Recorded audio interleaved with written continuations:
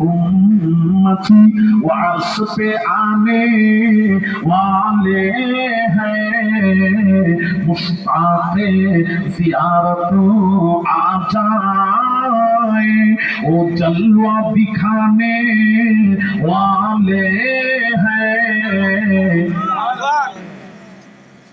मेराज की शब खालिद ने कहा, मेराज की शब खालिद ने कहा, जिब्रील अदब से रहना सारा, तो शान को उनकी क्या जाने, मेहमान जो आने वाले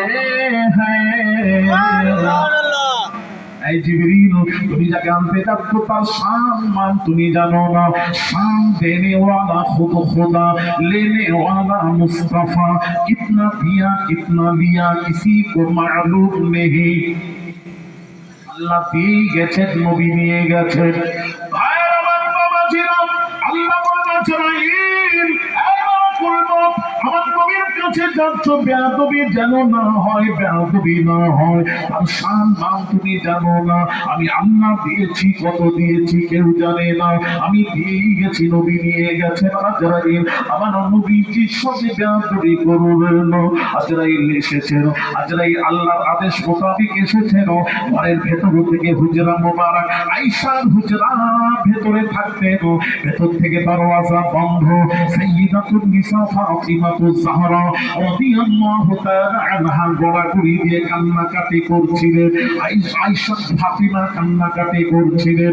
এমন সময় আজরাইল বাহিরে দাঁড়িয়ে অনুমতি চাচ্ছেন, ইয়া রাসূলুল্লাহ, ইয়া হাবিবাল্লাহ, হুজুর আমি আজরাইল এসেছি, আমাকে ভেতরে প্রবেশের অনুমতি দিন, অনুমতি দিন, অনুমতি দিন, আমাকে ভেতরে প্রবেশের পারমিশন দিন, ইজাজত দিন, পারমিশন দিন, পারমিশন দিও।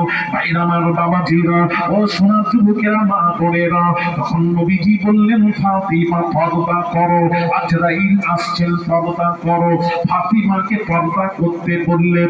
ফাতিমা যেই পর্দা করলেন, আল্লাহ নবী আজরাইলকে ভেতরে প্রবেশের অনুমতি দিয়েছিলেন, অনুমতি দিয়েছিলেন। অনুমতি পেয়ে আজরাইল ভেতরে প্রবেশ করে নবীজিকে সালাম দিয়ে দুইটি কথা বলেছিলেন।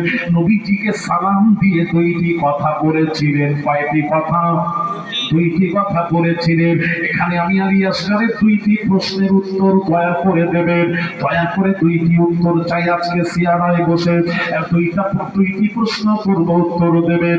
নাম্বার 1 প্রশ্ন হলো, আল্লাহ নবী ফাতিমাকে আজরাইল আসার কারণে ফাতিমাকে পর্দা করতে কেন বলেছিলেন? আজরাইল হলেন নূর, ফারিস্তারা হলো, কোরআন বলছে নূর। নূর মানে জ্যোতি, নূর মানে আলো। আলোর সামনে পর্দা হয় না, হয় না, হয় না। তাহলে আমার প্রশ্ন হলো, আল্লাহ নবী ফাতিমাকে আজরাইলের সামনে, নূরের সামনে পর্দা করতে কেন বলেছিলেন? প্রশ্ন নাম্বার 1। প্রশ্ন নাম্বার 2, আজরাইল নবীকে সালাম দিয়ে ঢুকে দুইটি কথা বলেছিলেন। ওই দুইটি কথা কি কথা বলেছিলেন? এই দুইটি প্রশ্নের উত্তর দয়া করে সিয়ারাবাসী দেবেন। 2 মিনিট সময় দিলাম। পারবে না কেন? কি পারবে না? খালি উল্টো পাল্টা কথা বলছে।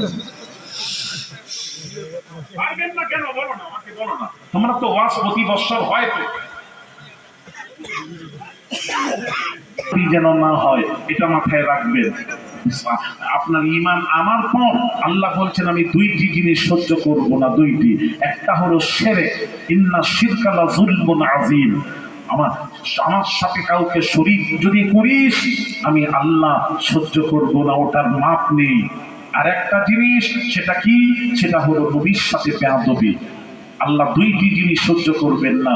বেয়াদবি নয়, এক সাহাবী নবীর সাথে কথা বলতে গিয়ে আওয়াজটা উঁচু হয়ে গেল। সাহাবীর আওয়াজটা নবীর আওয়াজের চেয়ে উঁচু হয়ে গেল। সাথে সাথে কোরআন নাযিল হচ্ছে।